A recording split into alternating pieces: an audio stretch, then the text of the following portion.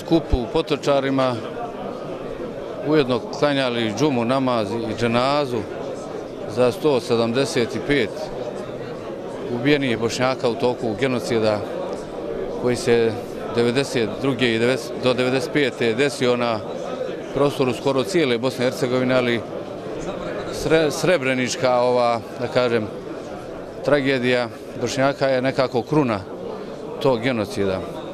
Ja lično do prije 5 godina nisam dolazio ovdje, niti sam nekako imao hrabrosti da se suočim sa ovim.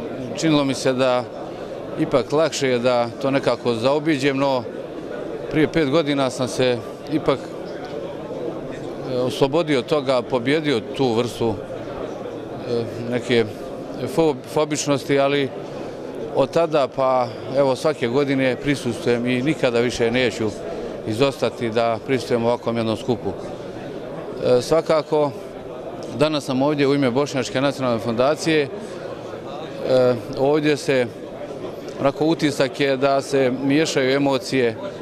Ovdje je istovremeno u neku ruku se desio naš poraz, ali ovdje može da bude i naša pobjeda. Ovdje ne smije da bude naš kraj, već naš početak. Mi smo kroz aktivnosti Bošnjačke nacionalne fondacije, uključujući i naše brojne aktiviste u dijaspori, a posebno Bošnjaki iz Sandžaka, u prošloj godini uspjeli da pokrenemo jedan projekat izgradnje Bošnjačkog kulturnog centra u Srebrenici i time poručimo da ovdje u stvari tek treba da počne život i da oživimo Srebrenicu i da Srebrenica kao događaj ne smije da se pretvori u naše plakalište, već da ovdje svojom energijom, pameću, snagom, dobrotom pa i financijama pokažemo da ipak svjesni smo toga i da Srebrenica ipak za nas predstavlja jedan centar koji ne smijemo nikad zaboraviti i u koji moramo redovno svraćati i